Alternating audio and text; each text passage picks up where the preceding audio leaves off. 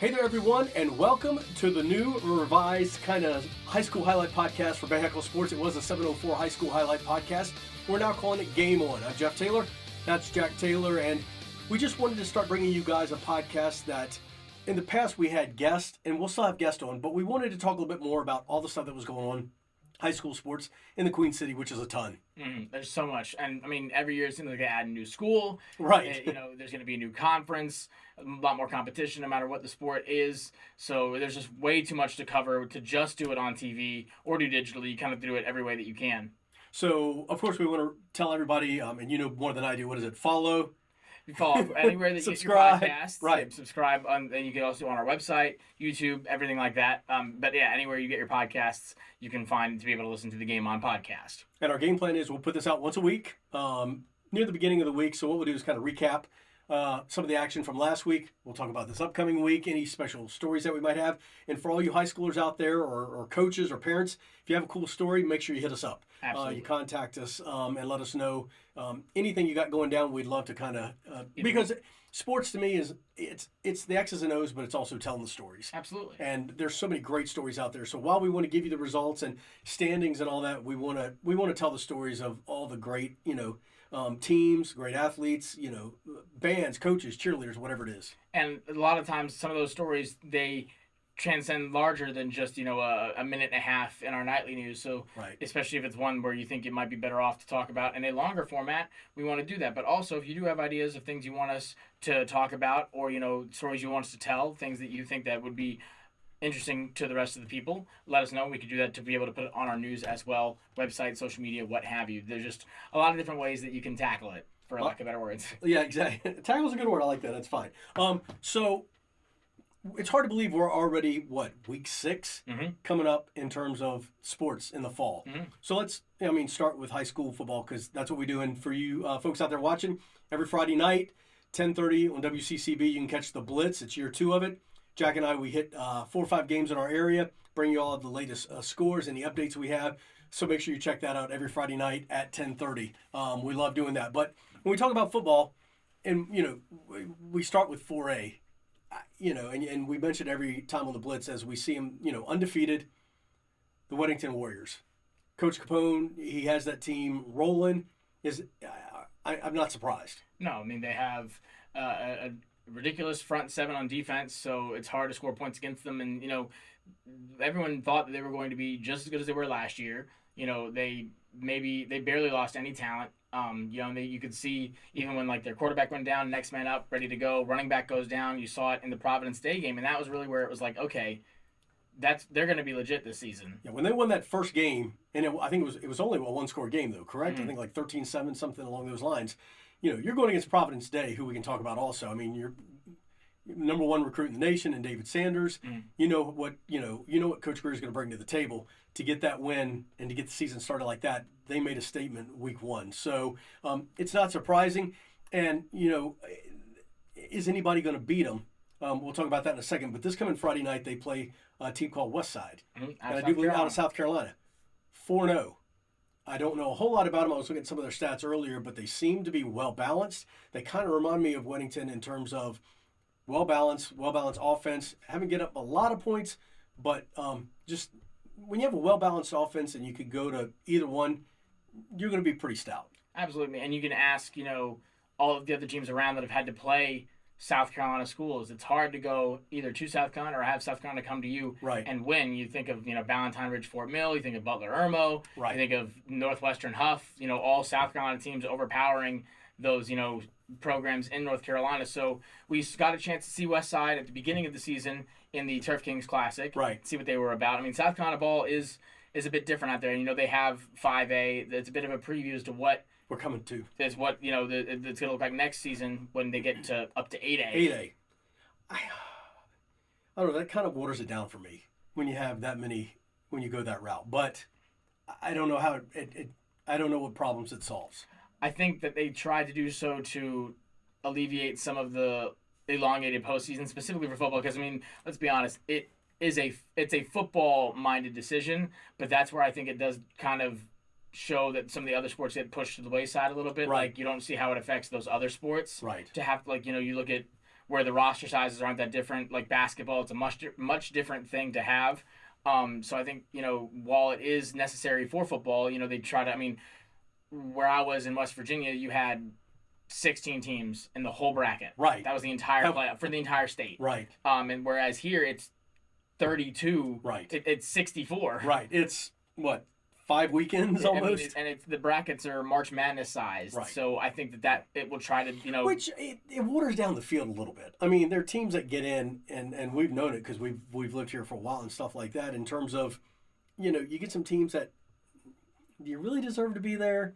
You have 5 wins, 6 wins, and it's you like get a bowl in. game in college football. You get 5 wins and you automatically That's in. But you see, like, you saw nothing against any of these programs. Like Hickory Ridge last year, they got in they were the 31st seed. Right. They had won 3 games. Right. But because of the way they have their strength of schedule, their the people they had to play, they were somehow able to go in. But then you have teams like Independence who are down in the double digits for their seeding, and which should not be the case. Yeah. So you think once you do get into 8A, if they're sitting at 6A, 7A, I think it will change up how the conferences kind of work out. And it's like, is it going to look like Queen City 3A, 4A, where you have these combined conferences just because of the areas that they're in? Do you have like a Southwest 8A, 7A conference? Right. Is that how it's going to sort of be divided now? I think that's what's going to be interesting to see. Some of the logistics they got to work out. So the reason we brought up Weddington and Westside, they are our Bahakel Sports Game of the Week, which you can catch Friday night on BahakelSports.com. And real quick also, and I should have mentioned at the beginning, we have a sponsor now for all of our high school coverage,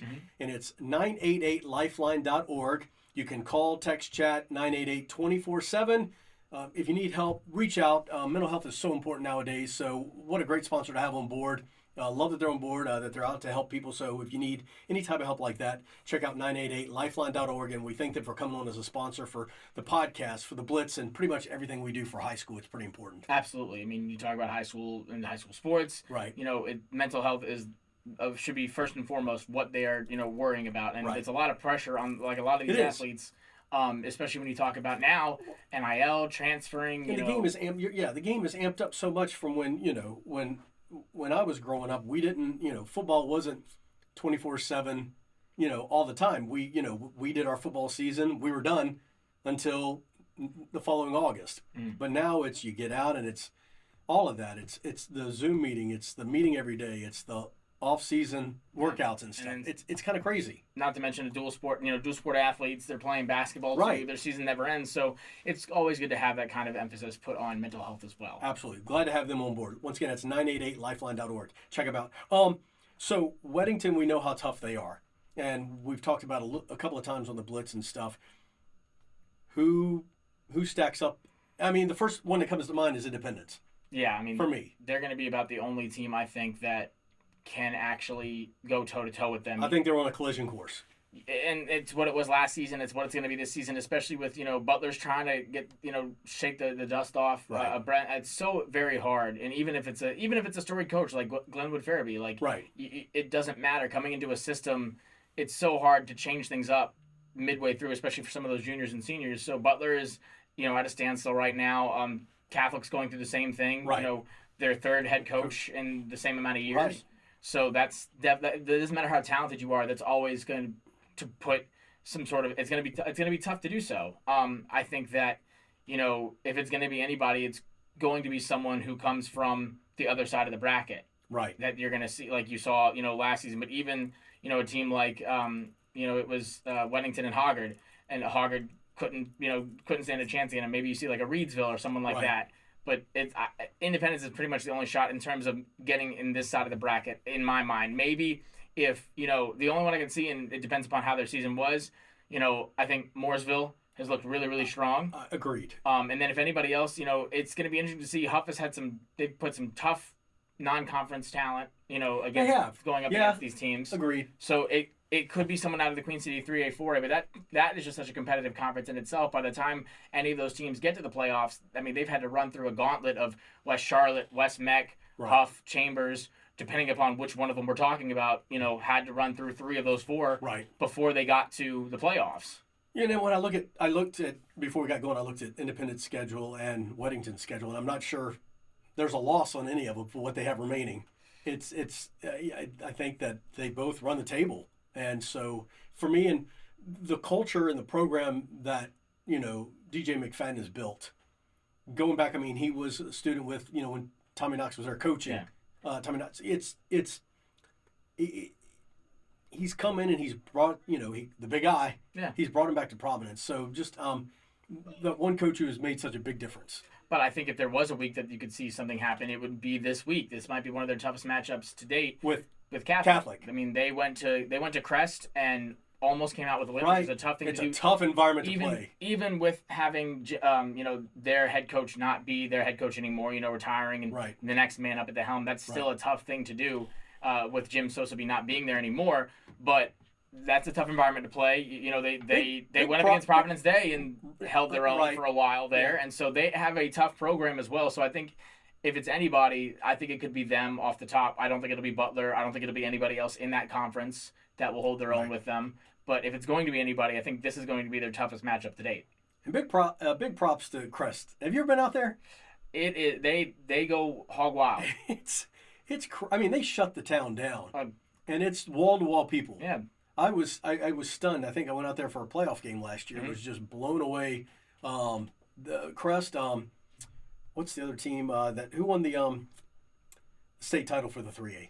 Was it Hickory? Hickory. Yeah, the Red Tornadoes. Red Tornadoes. I went there and covered a playoff game. And listen, they're going to be probably back in that same route as well. I hope, and that's the cool part is just and we saw it some, and hopefully we see it more. And that's the cool part about the playoffs is when you get some of these matchups during the season that are Queen City and then kind of outside the area. Yeah, you had Hickory Cox Mill already playing, like Crest and or you had Crest and Catholic. Same weekend you had Shelby and Olympic. Yeah. You're seeing them come back to back, and that's another team Olympic has put together. I covered their game, and I was impressed. They came out, they hit Shelby in the mouth quick. Last season people were quick to forget the prominence that they had in years past. Winning that conference multiple times in a row, getting far into the state playoffs multiple times in a row. Last year was a shocking season for Olympic, and for that was not something that really anybody was expecting. Right. And so it's just kind of showing that maybe it was just a rough patch. And so this week they have Barry, and that's expected to run over. Right. I mean, Barry. It's just tough to have when you have a new head coach. Sure. It's hard to come up. I think an interesting matchup to see this weekend will also be Palisades and Myers Park. Two teams with younger head coaches for their programs. Trying to make statements. Chris James in his second year, and then you have Palisades with Coach Simmons in their third year as a program. Right. And Palisades coming up to town to Myers Park, and Palisades came away with a big win hosting Cuthbertson, which is a hard team. Right. Especially when you talk about their program with Duke Howell at the helm. But Myers Park has been, they gave themselves a very, very tough season to start off with. And even, Independence, they took that game to the very end, almost came back and won that game. So now once you get into conference play and the nitty gritty, it's where things start to matter a little bit more.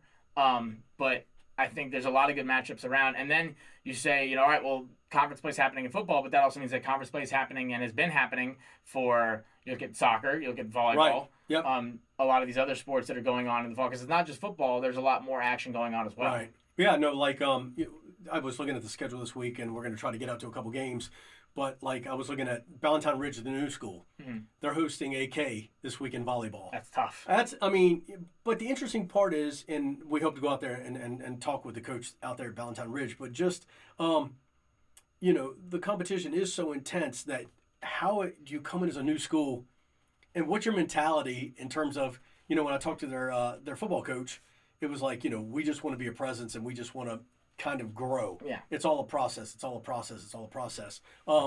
But to go up against AK, volleyball-wise, that's tough. You look at, you saw Palisades was able to, they were in their second season last year. They were in the same boat, not able to have seniors at the school, not able to have a JV team. Which was wild. Well, so Valentine Ridge is the same way. Not allowed to have any seniors. Most teams aren't allowed to field a JV squad because you don't have the ability to. Right. So you're really just trying to kind of establish, and a lot of those kids are transfers coming in from other schools. Almost all of them are, or they were redistricted rezoned to be in those schools. So you not only have to try to formulate just a culture, but then gel a lot of different people coming from a lot of different schools. And so it's really just about creating that culture. I think that's what, Coach Simmons did really well at Palisades for football. If Right. you look at the basis, and what Coach Redding is trying to do over there at Valentine Ridge is then you learned about Palisades. I mean, even last year their first game out at the Turf Kings Classic against West Charlotte and took them to the very end. Palisades came out to be we're not going to just sit down and shut up. We're Right. It's not little brother. We're going to make a statement. And so I think that's what you have to do. And that's, Valentine Ridge has had a slew of tough competition that they're taking on AK as well in football Right. this Friday night. So that will be a tough game for them as well. And it's AK coming off of a bye. So they're just really, Valentine Ridge, they're still just trying to get their first points on the board for their season. I think they will. I think they will. I think they have one field goal, I believe, has been their only points thus far.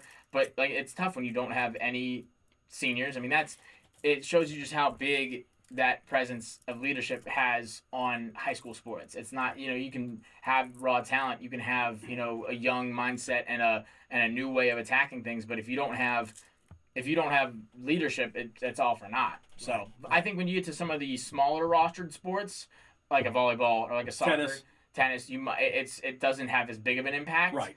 And I think you saw it with Palisades in both volleyball and some other sports, that they were holding their own a lot more because that's just the newest school we can think of to have it. And so I think that's where you kind of, as an athletic director, if you're having to pick and choose, what you try to emphasize, I think it's, all right, let's focus on these sports that we can affect early on. Right. You're just going to have to let everything run its course when it comes to bigger sports like football, even like baseball too. And props to Valentine Ridge. I've been out there, and I think you went out there and covered a game. I mean, the fans were there. The fans showed up, and they need that. So, hey, you're listening to Game On. It's our new high school podcast for Bahakel Sports. It's sponsored by 988lifeline.org. You can call, text, or chat 988 at any time, 24/7, if you need any type of any type of help or somebody to talk to or listen to. That's 988lifeline.org. We appreciate them being on board. Okay, so as we kind of bring this one to a close, we kept talking about other sports. Another thing we're going to try to hit this week is some field hockey. I got to admit, I need to learn a little bit about that. But I do know in terms of just Twitter and looking online and stuff like that, Marvin Ridge has one of the better teams in the area when it comes to field hockey. And they are playing Mallard Creek this week. So kind of an interesting matchup there. But I don't know a whole lot about it, but we're going to learn. And that's what this whole podcast is about and get us out in the community, because that's really what we want to do is get out into the community and make sure that, we know what high school football is. But like you mentioned, there are other sports that are out there. And not only that, it's the bands, it's the cheerleaders. We know what they bring on Friday nights. I remember, going to Chambers and West Meck this past Friday night, and just the atmosphere with the bands and the cheerleaders. So that's really what we're trying to do here, is just make sure that everybody gets a little attention, and we just keep people in the loop. Absolutely, and I think that you then have to keep checking out. We'll make it known on Twitter. Reaching out to coaches where we're going to try to be, what we're going to try to cover, because there's a lot more. As they keep adding sports, both sides of the field. You talk about even adding. They're trying to make flag football into a varsity sport, Which we had the one team go to the championship for the NFL. I think that was Butler. And I remember going out, the Panthers sent them off in style, which was amazing. But yeah, I mean, and you covered it last year, I think, when they had kind of either their opening weekend or it was their jamboree. I mean, they have the state championship in the Panther Stadium. Right. Which, you can't even say that for soccer team or whatever. Or varsity football. Right. Their state championships it's going to be in the triangle, know. So I think that's always huge when you get to do something like that, and it shows just the newer sports that they're trying to add. Like, I've always heard talk of them like trying to add, men's volleyball to high school sports. Like you said, field hockey, lacrosse, both ways. Because those were sports that when I was in high school were new to the field. Right. And I think it's always cool to see. So I think that that's something exciting, and it allows for, it's not as I think with the pressures off of it when it's not, like you said, football's now almost more, and basketball and baseball, it's trying to get a job, trying to get a career. These other sports, they're sure trying to do that, but they're also just, it's enjoying the aura of high school sports. It's not as much pressure. That's not, having to fight to get seats with college coaches. Like, you're just there to watch and enjoy and compete. I think that's where the high school sports essence still kind of exists. Right. Cool. Yep. All right. Hey, listen, thanks for joining us for our brand new Game On podcast. Like I said, it took the place of our 704 High School Highlight podcast. We'll have guests on, but our main thing is we just want to keep you up to date on everything that's going on in high school sports in the Queen City and the surrounding areas. Thank you so much for checking us out. Podcasts don't grow without you guys supporting us. So make sure you check us out, like Jack said, wherever you listen or watch your podcast. Find us, Game On from Bahakel Sports. And have a great week. We'll see you next week.